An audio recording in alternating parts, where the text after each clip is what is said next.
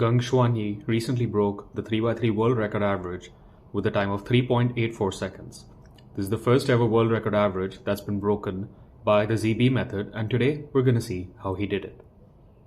So here we have the first scramble. A couple of things to note. Xuanyi does use full ZB, which means that every solve is going to contain ZBLS and ZBLL, and he's also white, yellow, neutral, so we're going to be looking at both crosses and evaluating a few options.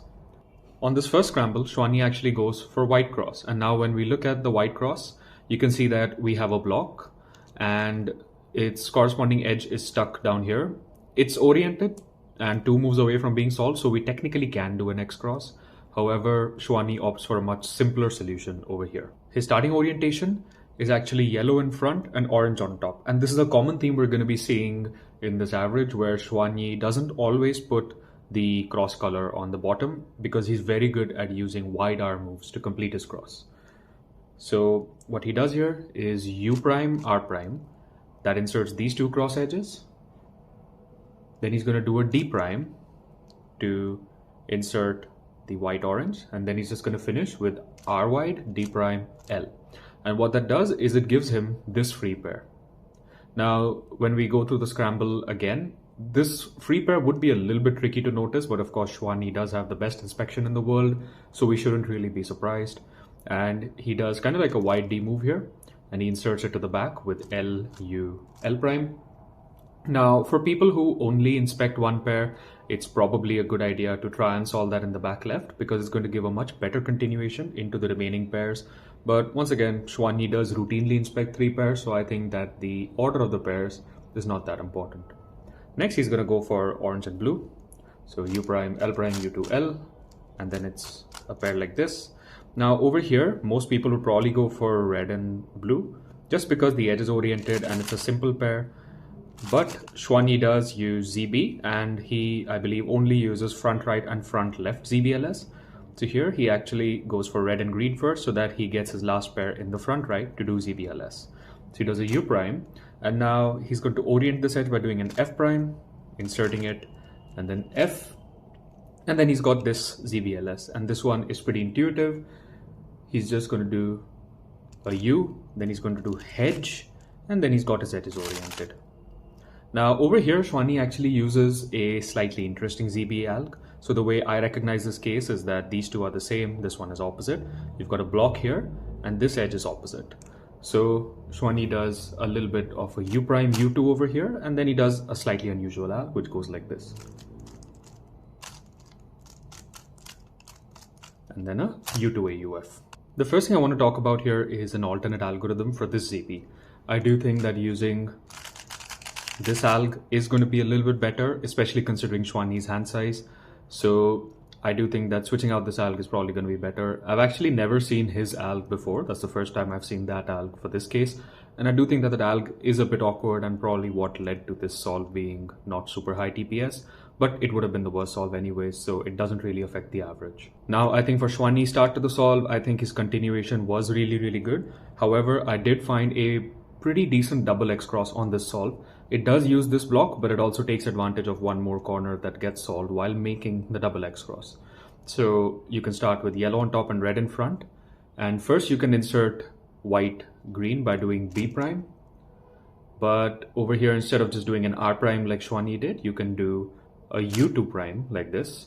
And then what you can do is R prime, and then U, and then you can do a D. And what the D does is it puts these two edges in a good position to be inserted, but also creates this block. And then you can do R prime F. And then these two edges are oriented, so you can just insert them by doing L prime U, L2 U, L prime. And then you just finish with a D2. And it gives a decent continuation. You can go for this pair next because it is oriented. And then this is a pretty easy ZBLS. However, I do not know anti-tune ZBLL. So yeah, that's another thing that you could do on this scramble.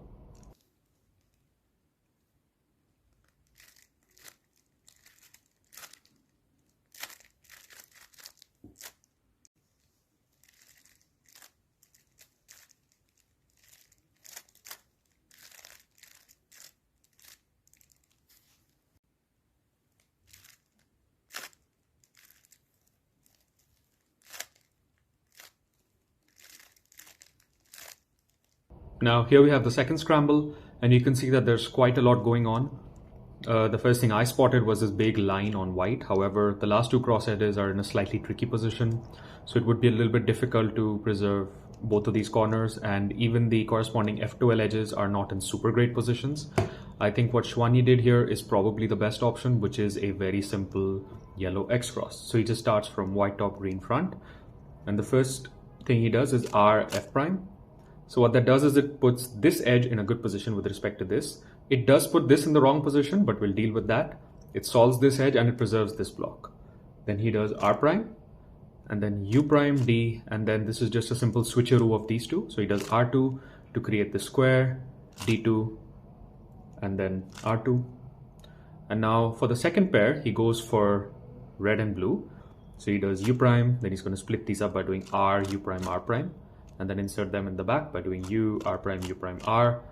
Now here he's going to rotate, and he's going to go for red and green next, which is, I think both of these, the red green and the orange blue are roughly equal, but he goes for red green, and here he inserts it with U, R prime, U2 prime, R. You'll see a lot of fast solvers doing this instead of U2, R prime, U, R to avoid this kind of push turn, but yeah, here you can see he does R prime, U2 prime, R, U2, and then he just does a very simple LU gen ZBLS for this, just like that.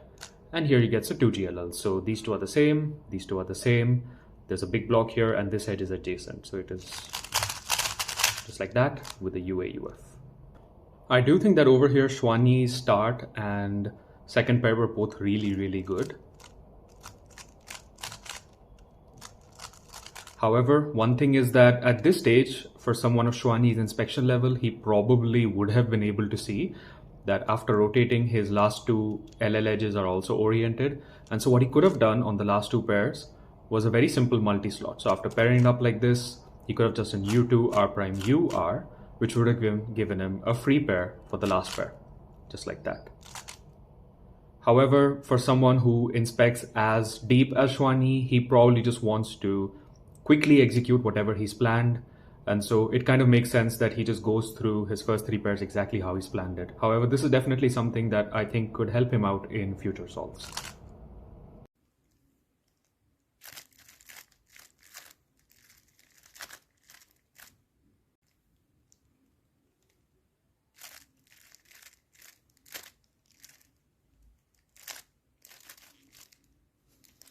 Now we move on to the third solve, and out of all the solves, I think this one is personally my favorite in terms of the reconstructions. So Xuanyi starts with green on top and white in front, and he does a lot of wide arm moves in this scramble, and the solution is also pretty innovative. So what he does is he does an R2 prime, then a U prime D, and then he does wide R2, U prime, wide R prime, and what that does is it actually creates the entire yellow cross off by one move. And if you notice, this F2L edge gets solved, and over here Xuanyi actually does full pseudo for his F2L, which is really crazy. So here you have this corner and this edge. You can pseudo them by doing U, R prime, U prime, R to set up the pseudo pair, U, R prime, U prime, and then R to finish off the pair, but he also cancels into these two as the next pseudo pair. So R2, U prime, R prime, U, R, U prime, R prime. That's two pseudo pairs done, and then he's just going to finish off this corner by doing U2, L prime, U prime, L, and then finishing with a D. And then here he's got a slightly tricky ZBLS because the edge is misoriented. So what he does is U prime, L prime, U2, L, and then he's just going to do F2 gen F prime. So F, U prime, R prime, F prime, and here he gets this student ZB. And I want you guys to comment down below what other popular world record has had this student ZB. So it's a Nicholas, you've got a block here and opposites here, and a U2 AUF. Now, like I said, I really loved Xuanyi's solution here. However, I also found a pretty okayish double X cross, so I thought it might be worth sharing. So what you do is you start with white on top, orange in front. And what I first do here is do an L prime. And now if I just do an F prime, this square will get, this block will get broken up. So I preserve it by doing R prime, F prime, R, and then D2, and then F prime to insert this. And now U2, R2, which also solves this F2L edge, and then you just need to keyhole this edge by doing U, R, U prime, R prime. And then here you can finish with a wide U to get this free pair, and then here you have ZBLS. But again, I don't know full ZBLL, so yeah.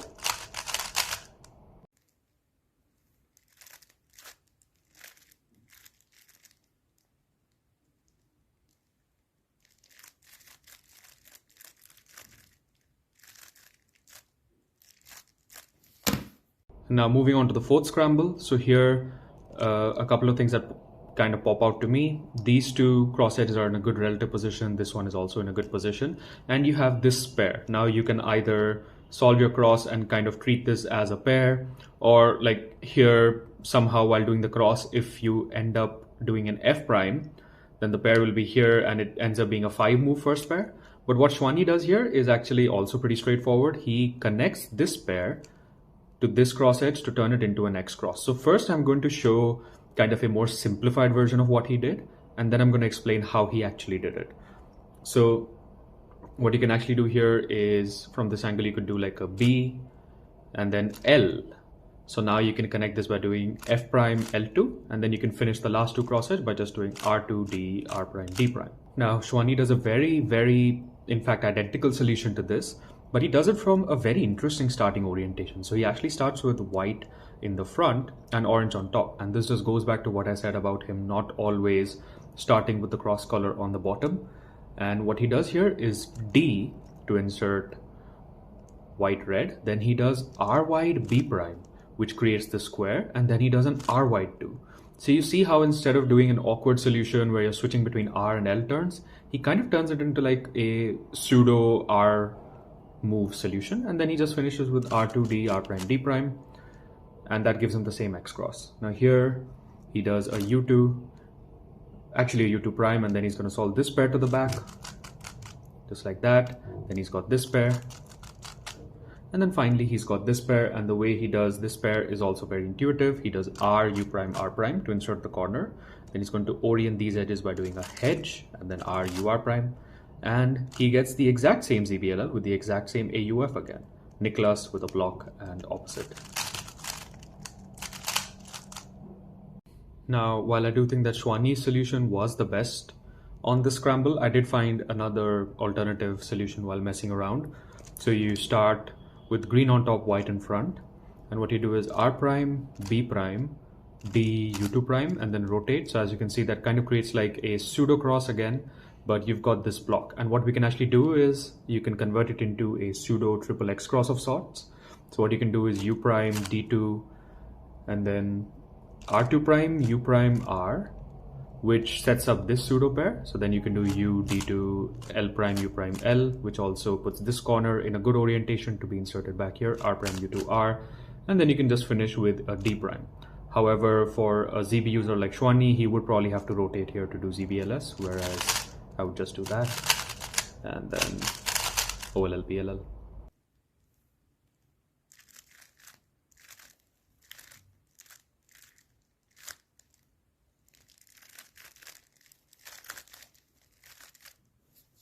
And finally, we get to the last solve. And over here, you can see that there actually isn't that much going on either white or yellow. On yellow, you do have a few cross edges which are not in bad positions, and that's kind of what Xuanyi capitalizes on. So he starts with yellow in front, orange on top, and he does D wide R prime. So that inserts these two, then he does D R prime F2, and that completes this pseudo cross. And once again, just like one of the previous solves, he does do a lot of pseudo F2L here. So he does U prime U prime L to insert this corner, and this edge gets solved while making the cross. Now after that, he does a U, and then he's going to solve this as a pseudo pair, just like that. Then he's going to rotate, and here you can see that he has yet another pseudo pair. And then he's going to do a D, and now he does have his last pair in the back left, which means that he does have to rotate. And this is also pretty intuitive ZBLS. So what he does is he does a U, then he does a lefty sledgehammer like this, and then you've got, it kind of reduces into this very easy ZBLS. And this is a lovely ZBLL. It's just assumed from a different angle. And I'm really glad that he got this on the last solve, because he actually got not that lucky with the ZBLS and ZBLL cases on other solves. In fact, some of the ZBLLs were actually a little bit nasty. So it's a good, luck distribution, and he got a very easy ZBLL on the one solve that mattered the most. And of course, even though Xuanyi's solution was absolutely incredible, I did find another kind of pseudo triple X cross on white that I would like to share. So the starting orientation is yellow on top and blue in front. The cross edges are actually not in a bad relative position because you can see that these two can be easily inserted. Then I can do a D2 and insert this. But the key here is going to be trying to solve this F2L edge in the process and trying to build the triple X cross around that. So here, what I do is R2 prime F and then D2 R prime. That solves these three cross edges. Now here, if I just insert this with LF prime L prime, then this edge is now stuck in a bad position. So the simplest thing to do here is an F prime, L, F prime, L prime. And now over here, there are a couple of things that you can see. The first thing is that these two can form a pseudo pair, but also observe that these two can form a pseudo pair. And actually, you end up getting a really good solution here, because to pair these two up, you would do L prime U2L. To set these two up as well, you would also do L prime U2L. So you just do L prime U2, then first pair these two, and then you have these two. And then you just insert this corner to the back. And here, this is an easy ZBLS, but I don't know Xun ZB, so yeah.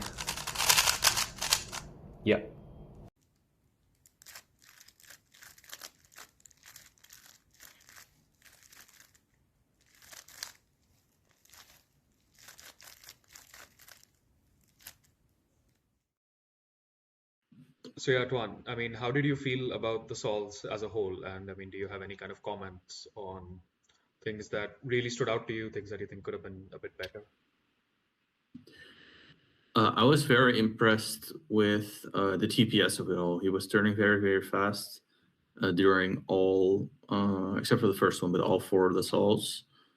I mean, all while doing triple X crosses. So I really see that. I'm not sure if he has improved with his inspection, but I notice myself that whenever my inspection is good, and whenever actually my level of inspection is improving, my TPS will naturally go up as well because you're just so confident with your solution. Yeah, then for CFOP versus ZB in general, I mean, I think it's pretty clear ZB is the best method. It's just that much lower in move count, and like Xuanyi is showing, look ahead into ZBLS is not difficult at all. He's turning so fast. He almost never has a pause anymore before he does ZBLS. The only tricky thing is having to force the ZBLS in the front right and the front left. Yeah. I know there are some people out there that are learning ZBLS for the back right and the back left. I'm not sure how good that is at all. It doesn't sound great to me. Maybe learn some cases here and there, but yeah, I think it's quite clear that you're just reducing a pause, and ZBLS is only a couple moves more than just doing your standard pair solution. And look ahead doesn't make it more difficult, and look ahead into ZBLL is an area we're just getting started in, and Xuanyi's recognition is already amazing. So what are your thoughts on that? I would also agree that I think ZB is definitely the superior method from a move count standpoint, but also the algorithms are now pretty good, the ones that people have generated. I think the debate primarily arises due to solvers like Yi Heng, who, they just have certain, genetic quirks that just, it gives them incredible turning, incredible transitions from last slot to last layer. But I think the majority of people need to understand that they don't solve like that. And for the majority of people who have like sort of regular transitions from last slot to last layer, yeah, ZB is just, it's lower in move count, but you're also like shaving off an entire step. Of course, it does require a lot more work and you need to have stronger fundamentals. But I do think in the long run, ZB would be better. But I also see it as like, people jumping on the bandwagon a little bit too early. So at what stage do you think it's appropriate to learn ZB? And are there some people you think would actually benefit from staying away from ZB? That's a good question. I think ZB is for the people that are, it's kind of like switching to color neutral very late. It's very time heavy. You have to spend a lot of time doing it. Like I myself, I have to spend, like I'm not super consistent with it, but I have to spend a significant portion of my practice time drilling, learning new algs. I'm pretty much finished now with learning new algs, and I've spent time replacing loads of algs and learning new algs as well. So I'm totally burnt out with learning algs right now. I only drill a couple algs, and I really have to drill them because they're not quite good yet. But so yeah, it's time heavy. ZB is time heavy, but it is the better method. So I think right now the typical path people take is they just learn CFOP, and then once the time they average like 9 and 8, they start thinking about ZBLO. But I think if you're obsessed with cubing, if you just love it, you should get on the ZB train like very, very early. All right. You should just maybe start out with COLL or just start learning sets. Doesn't matter so much. Maybe even like I have hypothetically thought like what if I coach someone from the start and I would train them for ZB? Should I even teach him full OLL, or should I just do 2 look OLL and then just go from there? You do like learn VHLS first and then like COLL, just skip OLL altogether. Yeah, I wouldn't even think that's terrible, because ZB it's loads of hours, I'm sure, but the soons are not super necessary. If you know ZBLS for the front right, you already know like half of the cases kind of for the front left. All the ZBLS algs are really, really easy, only the recognition's pretty tough sometimes. Yeah, it's not as hard as people think, but you do have to realize that ZB training is going to be a daily occurrence, and you're going to have to spend quite some time with it. But I mean, for someone like myself, like I love it pretty much. I mean, it's a nice break for someone that doesn't like to sit down and solve for hours and not really see any improvement, because it's only since I've started focusing on ZB that I'm really feeling like I can improve. So another thing that I want to discuss a little bit with you, and it kind of ties into the effort it takes to do ZB, is also about maybe learning the right algs from the get-go. Because in my opinion, a couple of the ZBLL algs that Xuanyi uses, I think could be improved upon. I think in this particular average, most of them were pretty straightforward, but I found the alg he used for the first case a bit intriguing, and I do think that better algs exist for that. So, I mean, what are your thoughts on having optimal alg choice for CBLL? Yeah, I've noticed the same thing. I mean, like I myself, I'm quite critical of alg choice, or at least I thought I was. But then I went through a lot of sources again. Like I've gone through a lot of sources for all the ZB algs, mostly for myself, but also for my students. And I found very good algs. I found some real gems from real juicers in my alg list, and Xuanyi isn't using them. Xuanyi is using pretty regular algs, sure, but they're not the best algs in my opinion. Yeah, and on World Sol 5, he was using quite a strange alg. He was just doing OLL and PLL instead of a decent RUD alg. It's not a great case, so I do understand he doesn't like the RUD, but the alg he used, just OLL PLL, is not a good alg in my opinion. And for ZBLS, we see the same thing. He's doing what I do like about it is he's keeping it very simple. Very often he does a sledgehammer and then does the case that he gets. But for a lot of cases, I don't like it. I do wonder like how much alg choice is up to preference. I think preference is going to be an important thing. It could be a hand size thing, because of which for some cases Xuanyi would prefer RUL over RUD. But I mean, for someone like him, do you think it might be worth switching out some of the, particularly bad algs?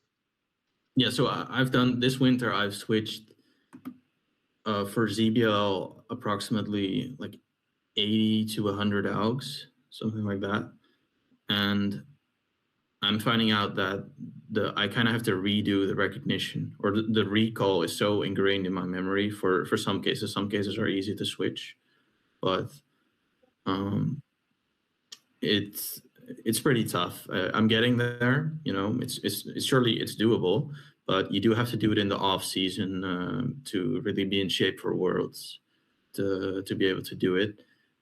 Um, like I guess you're kind of asking like if I were Xuanyi's coach, would I recommend him to switch the AUGs? Yeah.